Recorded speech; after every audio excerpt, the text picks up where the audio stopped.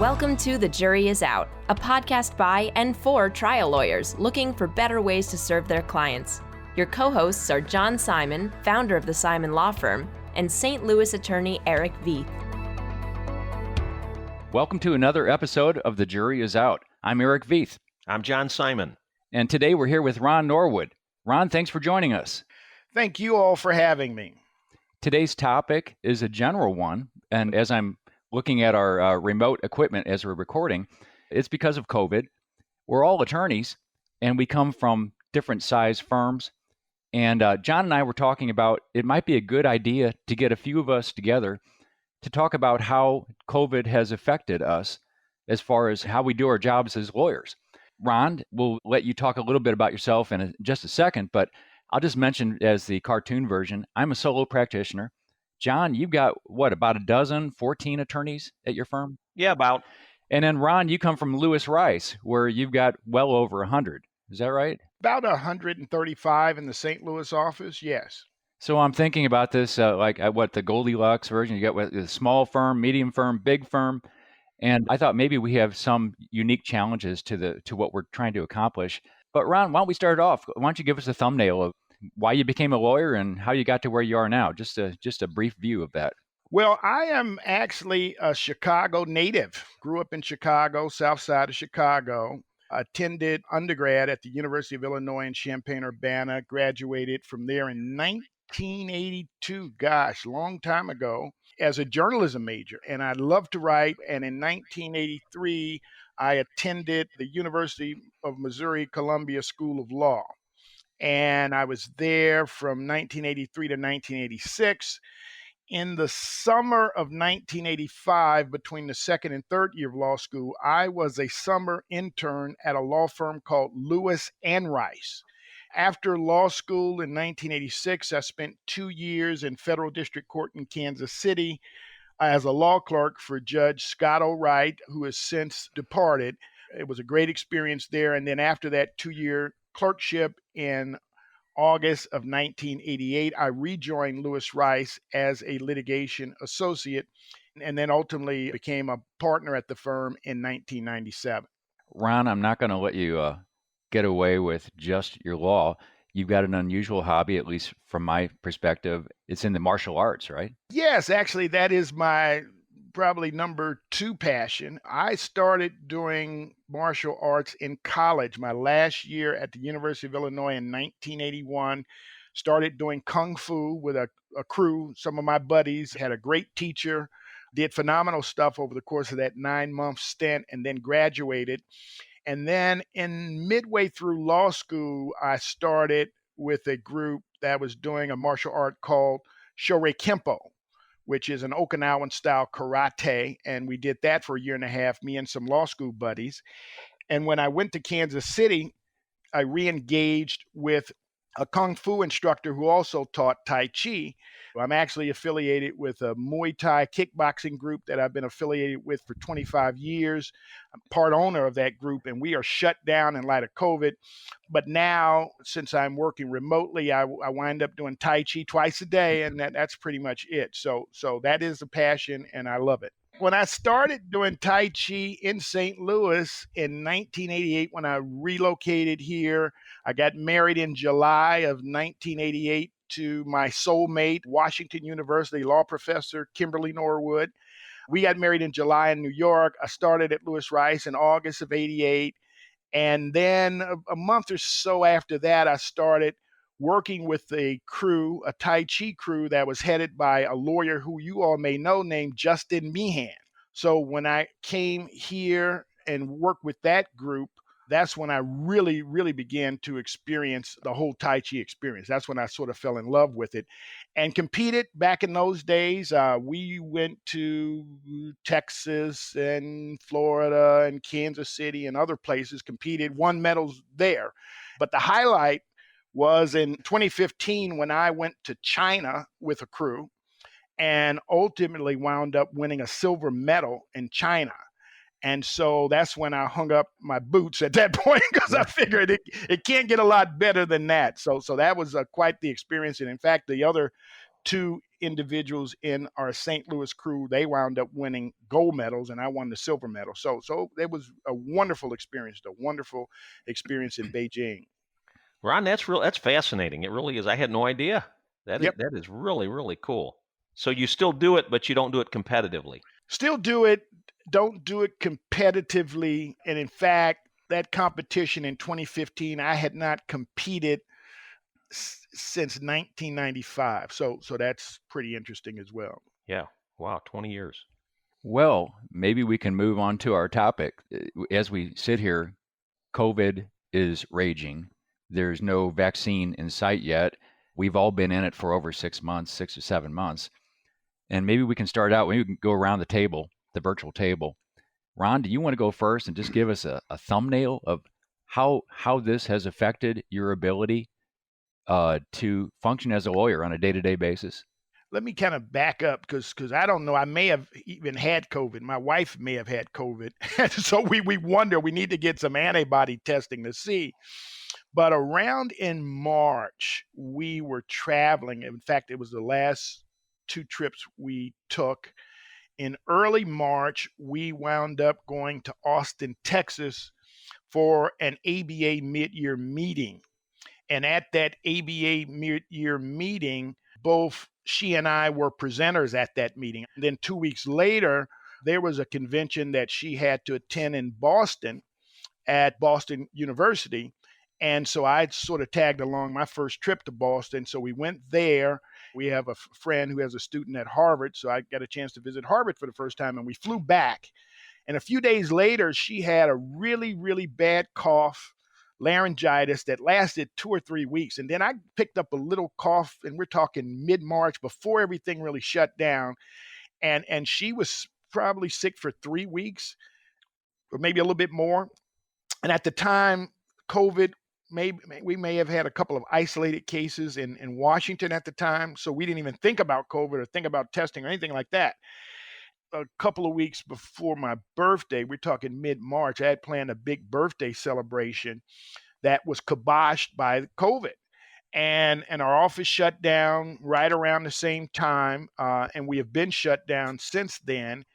And of course, now as we work through it, some lawyers are working in the office periodically, but for the most part, we are working remotely indefinitely. And it has been quite the change. For me personally, I love being around the lawyers in the office, but at the same time, and having to manage what is obviously a tough situation, from my standpoint, it's worked out okay. I mean, with my laptop, I have a stand, I have a keyboard and a mouse that is on wheels. And I bounce around the house for these types of sessions and hearings and conferences and things of that sort.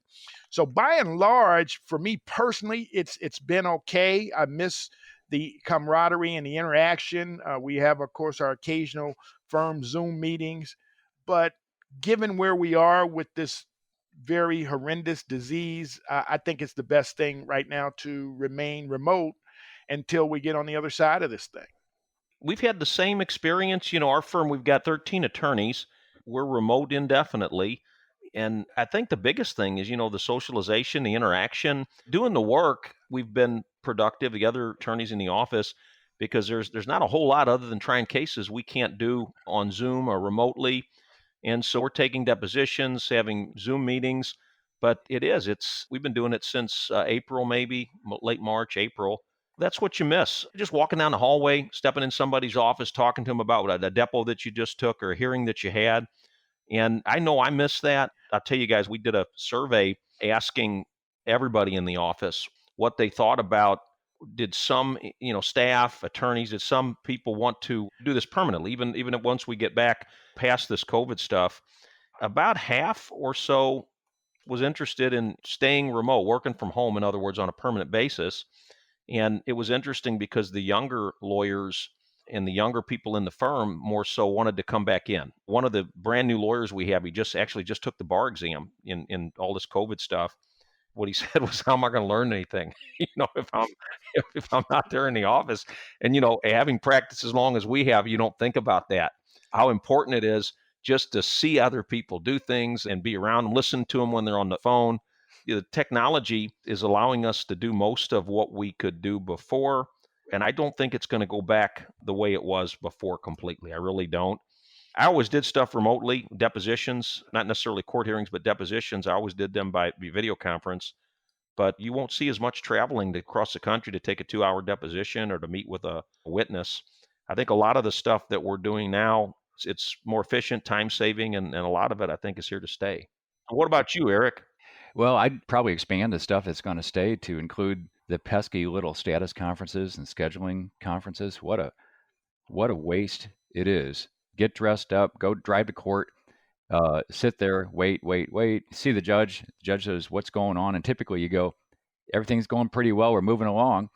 And so that takes 5 minutes. Maybe you listen to a few jokes or stories by the judge, and then you're on your way. You get home. That ate up 3 or 4 hours potentially. And whenever you can turn 3 to 4 hours into 5 minutes, that's a win. That's a big win. Even though you do get to see others at court. And I know, John, you and I have talked about this before. It's good to get to court because you do get to see people you're not expecting to see. I was just thinking that's where I run into people most of the time, is in court. You go into court and you're not the only one there. I'll run into attorneys I haven't seen in 2, 3, 4, sometimes 10 years, and you end up going to get a cup of coffee or grabbing lunch. The personal interaction is what I miss. And to me, I kind of looked forward, even though you might only spend 5 minutes actually in front of the judge. I've always liked going to court because that's where you meet most of the people in our profession. That's how you make relationships and get to know everybody. You raise an interesting point in that imagine if this had happened, say, in 1989 or 90, when we weren't as plugged in as we are now with the phones, the portable phones and the computers and the online research. I mean, it could have been devastating to the entire industry. And as you've indicated, as I've indicated as well, we have been able to continue to work remotely and not miss a beat as it relates to servicing clients. And so in that sense, if you can find any silver lining in the COVID world right now, at least for our profession, the timing, I think, is big in terms of the ability for us to continue to perform the services, the valuable services for our clientele. Ron, I couldn't agree more. I think without this technology, we would be in a world of hurt. No question. Ron, what about this? We're doing everything but trying cases. And as you are aware, the courts here aren't open. And there's really no timeline that we know of. I mean, they're going to open eventually. And I've heard talk about remote trials, picking a jury remotely and things like that. And actually, Eric, we talked a little bit about that with John Campbell when he was on with us. What do you think about that? Well, I think that is the one disadvantage, of course, as you are and as I am and as Eric is, we're trial lawyers. I mean, we love the courtroom. I mean, being in the courtroom, there's no substitute for being there, having the jury and the judge and the audience hanging on your every word as you flow with your argument. And so that is a big loss. I think things are moving well for our firm, but one of the real challenges, and I feel really bad about it, is the fact that we are wrapping up our summer associate class this week. We typically bring in anywhere between 12 to 14 summer interns. I was a summer intern in 1985. We had 8 that summer. And this summer, with the COVID problem we have, these summer interns had to basically get to know the lawyers pretty much remotely. And then their ability to learn in terms of sitting in on depositions. I remember my first deposition was the summer of 85. Someone just grabbed me in a case I wasn't involved in and said, yeah, I got a deposition going on. Come on in. And I sat and I watched, you hear about a deposition in law school and it sounds all mysterious, but having sat through it that summer, it was a really amazing experience. And unfortunately, our summer interns have been deprived of that experience. Same thing with court appearances. I would routinely grab a summer intern. We got a hearing going on, come on down, or have a number of interns just sort of line up in the peanut gallery with their popcorn watching the fur fly in some of these hearings. And so that is a big disadvantage, I think, for us as a firm, because, of course, we want to provide that experience to our summer interns. And, of course, from their standpoint, even though, of course, they're getting paid, they're being cheated out of that overall experience. But back to your question, John, I mean, I think that The virtual trial scenario will be interesting. I think, of course, we lose a lot. I think our clients lose a lot because of the fact that having virtual jurors, having virtual lawyers, it is obviously not the same as having one gathered together. If you're a juror and you have a child in the background and you in the middle of trying to decide the fate of some individual criminally or civilly, it's very problematic. So on the one hand, but on the other hand, of course, just like we are in terms of our operations and in terms of continuing to work remotely, the courts have to deal with the primary issue, which is safety. And safety is important, and we have to navigate the environment that we have. So to the extent that we have to do virtual trials, we will do virtual trials. But of course, it's just not the most ideal way, in my view, to try cases. I agree with you. I'm thinking we have trouble getting the jurors to pay attention when they're all in the courtroom and the judge is watching them.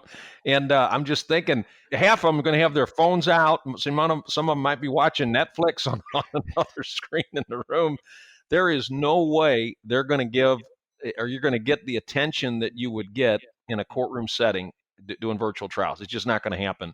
And also talking to other people about it and the jury together, bonding, watching them, seeing who the leader in the group is. We've talked about this.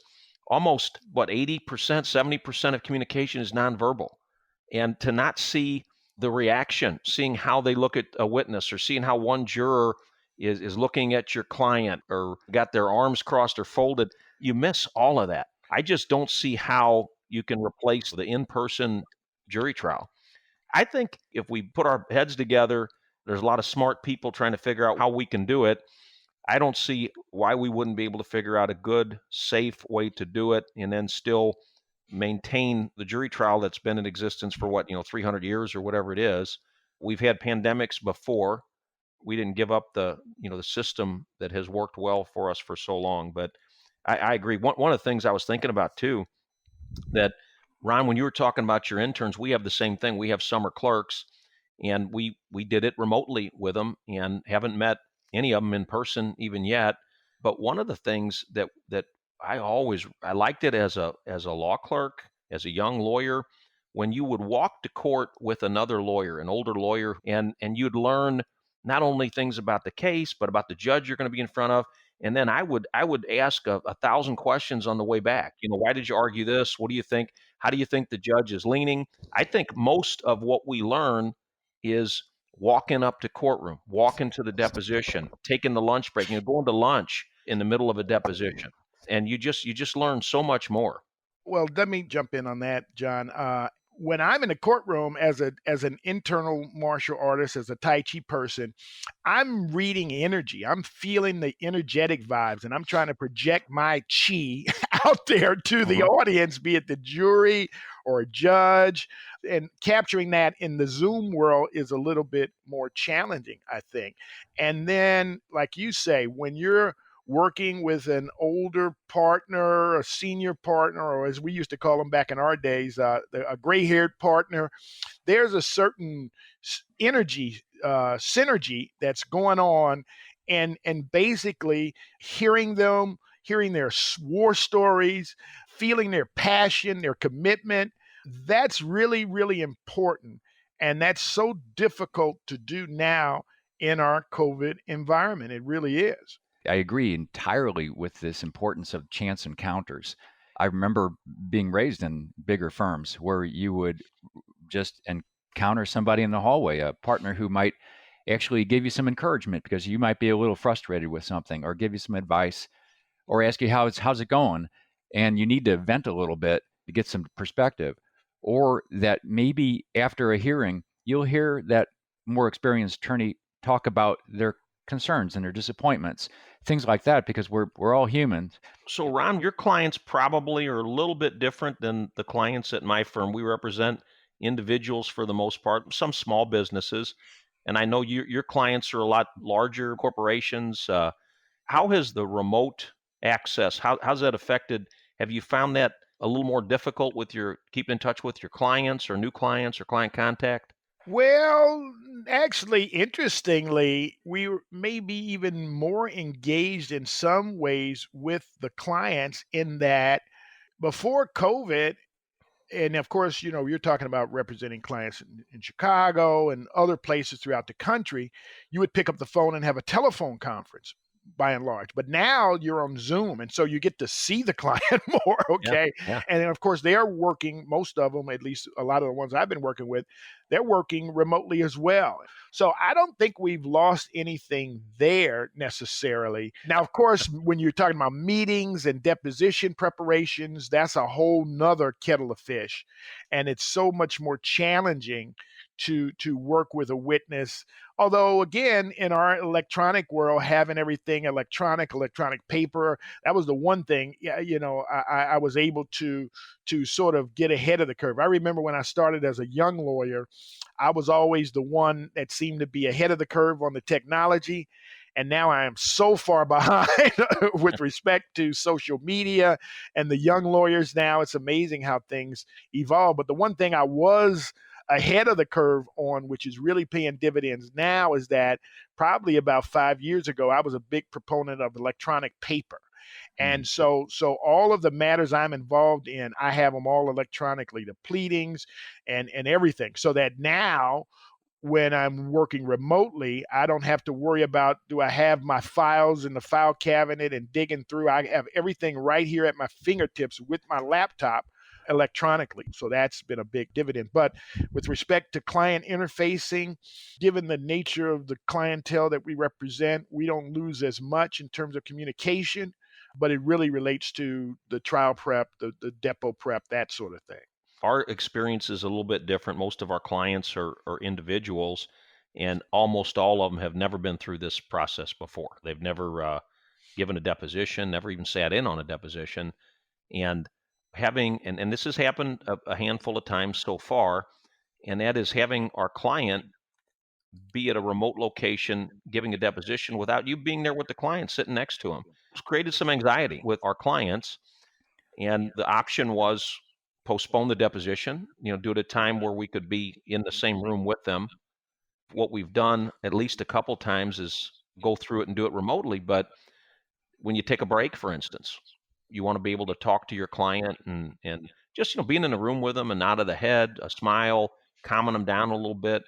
That has been a little bit more difficult. And I think, I don't know exactly what the answer to that is. I think it's very reassuring and calms the client down when you're there to prepare them in person, and you're also sitting right next to them. You can tell them, look, I'll be right here. I'll be in the room with you, right by your side. It's a different story when they're there all by themselves, I think. And we can't kick them under the table anymore, so that makes it problematic. Right, give them signs. I saw a study a while back where being in person is, of course, the best. You get to see all the intangibles that are going on in the room, body posture, and all that stuff that's not verbal.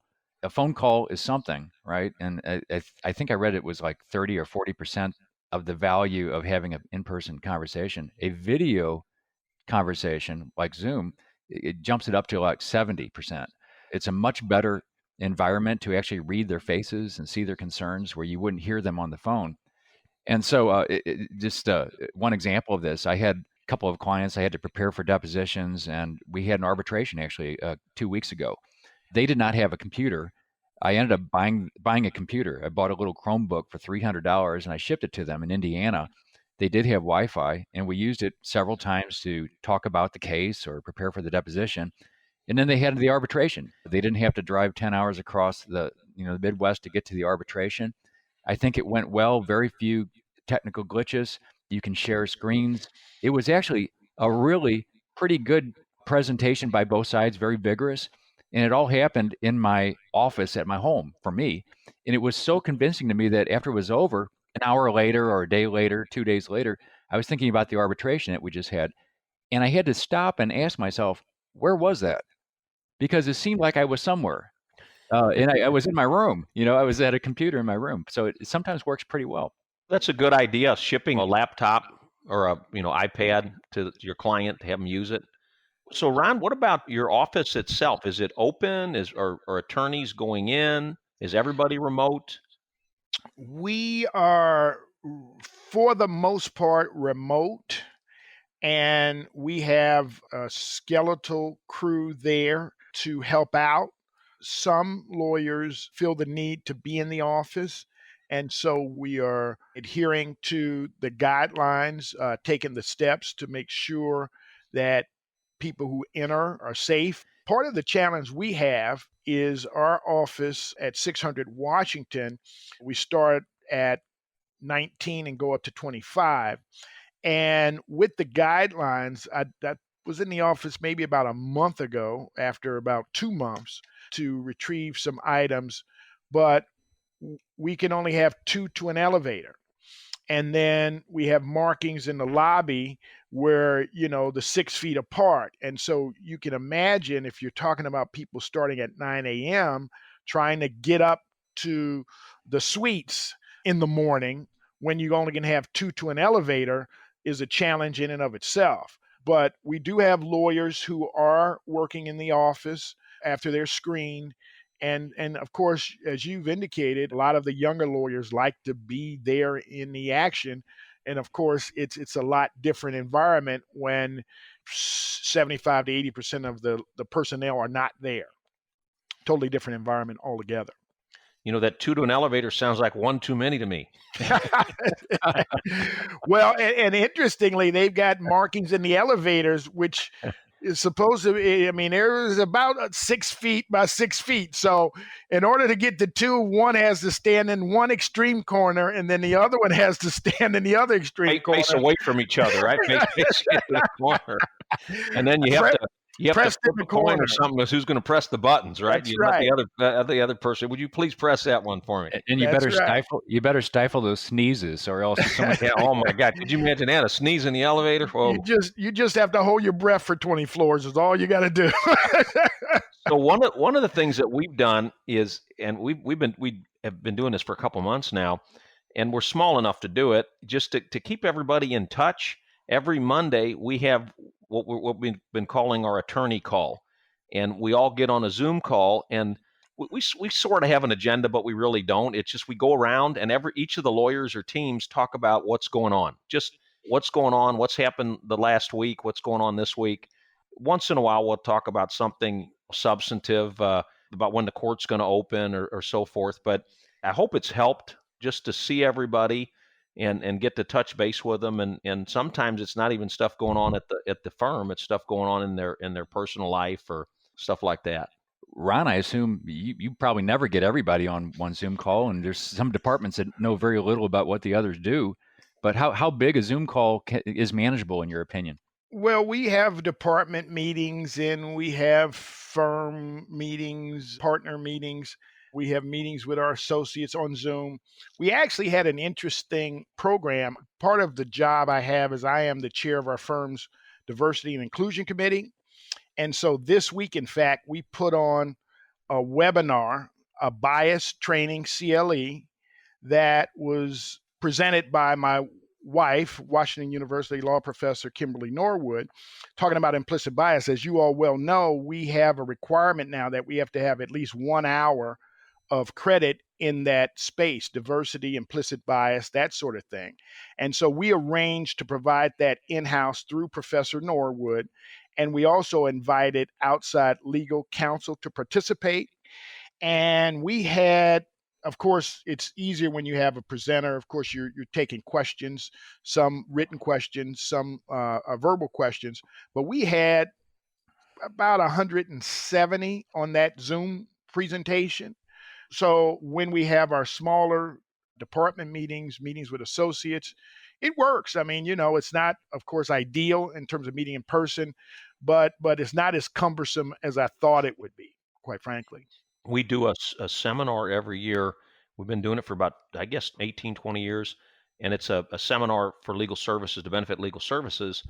And we've never missed it in a year. We're doing it this year remotely. And that's going to be interesting. I'm one of the presenters, and I don't know that much about the technology, but we usually have 150, 200 attendees. We'll see how that goes, I guess. I don't have those challenges. I'm a solo practitioner, so the meetings You can have are a a firm little. meeting. You can have a firm meeting when you're by yourself in your car, right? Do you have your own department meetings, Eric? Yeah, I have several departments. I had them all. Yeah, all he needs is a mirror, and he's got everything covered. So, As far as the courts opening, I haven't really heard anything. Have either of you heard any new news about when the courts are opening? I heard there was a trial actually scheduled at the Eastern District Federal Court that was then canceled when the numbers picked up again. But then I was attending a CLE 2 weeks ago where a judge from Missouri was talking about his wife, who's a judge in the federal court, actually had a trial. It sounded like about a month before. Was it a criminal case or a civil case? I don't know, but he said they actually had a trial, and the witness was in a plexiglass sheltered area without a mask, so you could see the expressions on their face. But everybody else wore masks, and they somehow pulled it off. I'd like to know more about how they did it, but it sounds like it would be an immense amount of work to get it done. I think the biggest challenge is going to be jury selection. For instance, in St. Louis County, the jury selection room, what does it hold, 250, 300 people, and they bring them all in on a Monday, and that just doesn't sound like that's going to work anymore. Instead of starting all the trials on a Monday, maybe we stagger them and start them different days or something like that. I wonder if you could do a Zoom voir dire and then bring those folks in, or at least cull it down to some extent with a first swipe. I know none of this is ideal, but getting 60 people in a courtroom, even a gymnasium-sized courtroom, sounds like it's fraught. yeah, and of course, the duration of the trial is an issue, right? I mean, if you're talking about a 3 or 4 week trial in person, the risk, of course, increase exponentially in that circumstance. And so from what I've seen, I mean, I've got a couple cases pending in the Northern District of Illinois Federal Court, Southern District of Illinois, a number pending locally, both in state and federal court, and different. They're taking different approaches. It seems like the federal courts, I have a couple of appellate cases I'm involved in as well. It seems like the federal courts are taking a much more cautious approach. I think you're right, Eric. I heard about a situation, I think it was in the Eastern District, where they actually started a trial, and then it turned out that some court personnel wound up testing positive, and they had to shut that down on the first day. It's a very difficult situation. And I feel the same way about if you're talking about full-fledged jury trials. I think until we get on the other side of this thing and get some sort of a vaccine that works, it's going to be a challenge. To show you guys how untechnically savvy I am, Ron, I don't have a computer. I've never had a computer at work, but they gave me a laptop just to do this stuff. I have an iPad that I got recently to do depots. All I've been using is my phone for the last 10 years. It does raise an interesting point, which is that, of course, in the courtroom, one of the fears I have, I'm still old school there in terms of a lot of technology in the courtroom, because when things go south, it could be highly embarrassing. And so it reminded me of the fact that one of the challenges I had early on in the Zoom world is I was not getting a good internet connection. So the voice would fade in and fade out, and it was very embarrassing. And so ultimately I had to get a new internet connection. So one of my biggest fears is that I have a couple of cases that are being scheduled for oral argument in the Eighth Circuit, and undoubtedly it'll be via Zoom or some similar type of apparatus. And my fear is that somehow there'll be some technical glitch where I'll be in the middle of a powerful presentation and we'll have the problem. It probably is worth mentioning right now. We arranged for Ron to come on the podcast. He had no microphone at that point. I talked to him as a test on his computer, and he sounded like he was talking in a trash can. It was really bad audio. And now with the addition of a little $50 headset, this is one by Sennheiser, it's around $50. It sounds professional. It's really amazing. It's probably worth saying that anybody who's on Zoom, talking to clients, talking to courts, whatever, you ought to make sure your audio is A1, and it doesn't cost that much to do it. It is wonderful, and I plan to sleep with it. Thank you much, Eric. All right. It's your gift from being on. So I guess there's really no backup for that, though, Ron. I mean, if your audio, if you get a good connection, it works out okay. If not, what's plan B, I guess? Well, what I've been doing is I've been using my phone as well. So that's been my backup. and I can have my phone on mute. Sometimes you get some feedbacks, and so that can be a challenge sometimes. But I always have my phone as a backup. And in fact, I was on a call this week, in fact, when I had some difficulties, even with this fancy new headset. And immediately I was able to shift gears and get on the phone, and the audio came in perfectly. So always have to have a backup in the technological world. No question about that. A plan B and a plan C. Here we get to rely on our own Wi-Fi. When those of us who are working at home, which is much of the time, I was really hesitant to go to a court relying on their Wi-Fi. I don't know if you guys have had this problem, but sometimes the phone reception is not good in a courtroom, and you call ahead and they say that yeah, we have Wi-Fi, and I just stopped believing it because sometimes they don't have it, sometimes they do have it, and they can't find the password, and sometimes they do have it and it's spotty. So I often would show up with a device that actually has the files on the device. Well, now we're all at home, right? We have our computers in front of us. We can, it's a little bit of a safety net to know we can work in our own environment that we're familiar with. So, Ron, I know your firm, you probably have multiple floors. I've talked with some other lawyers at different firms about making the footprint a little smaller, not needing as much office space. Is everybody thinking once this is behind us going back, or have some of the staff or attorneys indicated that maybe they want to work remotely full time or permanently? Well, as a firm, I mean, that might be above my pay grade. Maybe our management committee has discussed it, but it hasn't come up. I mean, in terms of the future, I think we're more focused on the short term in terms of, can we open safely, and when might that happen? I think a lot of companies are realizing that, of course, there could be some real savings in continuing to work remotely. I've heard a lot about that, but there's been we have not had any discussions along those lines. But I could see how, in certain cases, it might make sense, depending on how long this thing goes. If this thing goes well into 2021, and looking at those cost savings associated with maybe we've got this office, but we haven't been using it, and can we get away with something different? There might be some appeal. That might fall within a bigger umbrella of many of us being drugged, kicking and screaming into maybe some better situations. One of those things might be the death of paper. Ron, you mentioned this already. Getting rid of paper is a good thing, and I've been solo for a long time. Where the most important piece of equipment in my office is the scanner. Like I want to get rid of everything that's paper as soon as it hits, put it into the system, and access it anywhere in the world. And I think there's a lot of firms that are just still drowning in paper. John, I know that your firm, you've talked to me about the challenges of storing old paper and how to get rid of it. It's very expensive to have around. Erich, we started doing that about 5 years ago. As you guys know, you got to keep the client's files for, 10 years? Or it's either 5 or 10 years. And that can add up. I mean, if you start collecting 5 years worth of files, and some of the files are multiple boxes, but we started probably 5-6 years ago scanning all of our closed files. And we've pretty much caught up that we don't have hardly any in storage anymore. It's all in the cloud or wherever it is that they store it. It seems that we're never going to go back. I think a lot of people are going to say goodbye to paper in a very dramatic way with COVID, and they're never going to go back because the advantages are just almost uncountable. One is that you can store it in multiple places. You can access it from wherever you are. You don't have to worry about a sprinkler going off and damaging your precious files. I see that as probably a kick that we all needed. A flip side, Ron, to what you were saying about that, we were talking about needing less office space because of the pandemic. And really, in some instances, it may be the opposite. I mean, it may be safer and better to have individual offices with doors, that you can close, and instead of in the cubicle or everybody on top of each other. So sort of like a pandemic-proof office, right? Most people in our office have an office, on our floor have an office. That is helpful nowadays, having an office with a door you can shut and close it. Or a rooftop garden where you can all gather in open air. Yeah. Bigger elevators or divided elevators or something.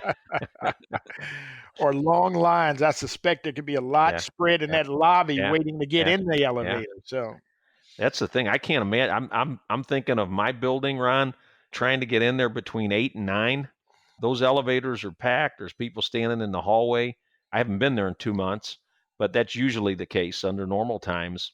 Crowding in one of those elevators has got to be the worst thing to do with this stuff going on. Yep. I'm on the 17th floor. I guess the stairs are an option. We'll all get stronger legs, maybe. Maybe Yeah. more people will be taking Yeah. the Well, steps. Well, you won't have much risk there. You won't see too many people going up and down those things. Not, That's not on true. 17 floors, that's for sure. Ron, can you think of anything else that we haven't covered you think we should cover? Well, I mean, I think that one of the interesting things, particularly now with us still being in COVID, is, there's some eagerness for folks to get in the office. Some lawyers feel that, they have to be in the office.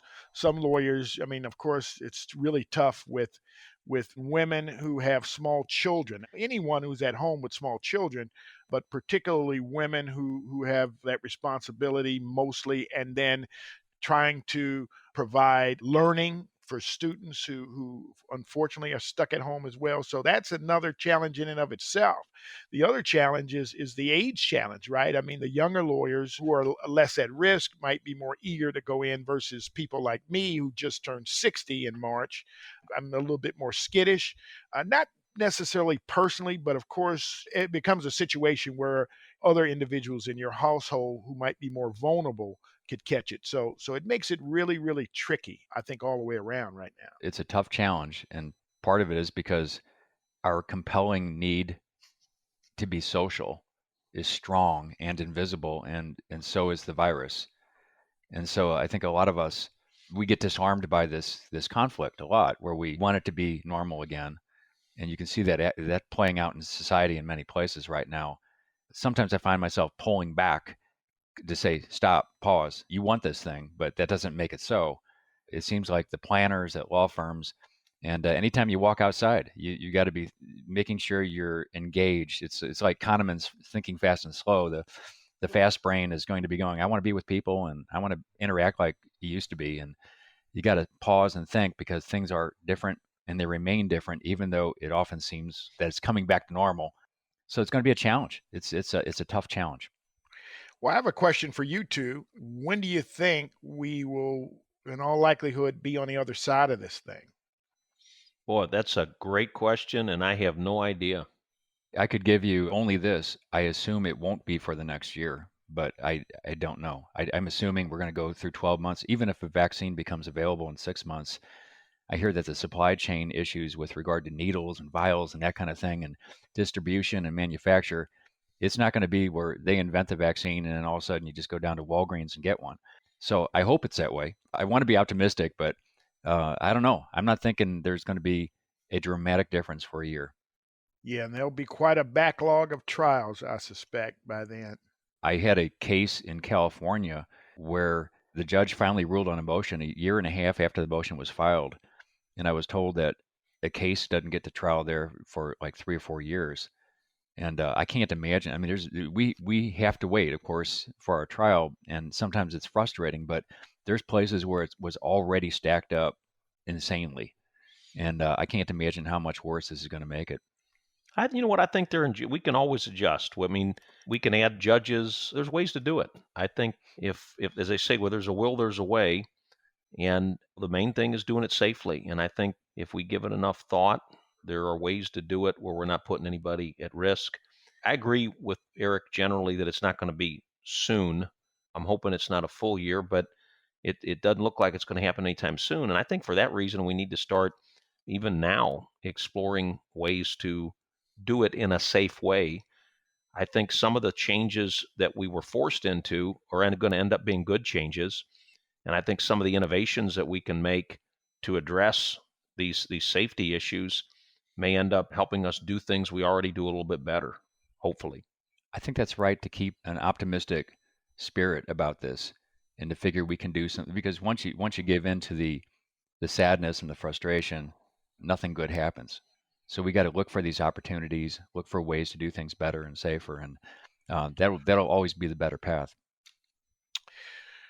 Well, and one good thing, at least for me, is that I get to do a lot more Tai Chi. So the time I would normally be commuting downtown, I use that valuable time to do my Tai Chi in the morning. So Ron, I need you to do me a favor. You need to send me some of that energy. I could sell it by the bottle, chi by the bottle. I need an extra. I need a 2-liter, big one.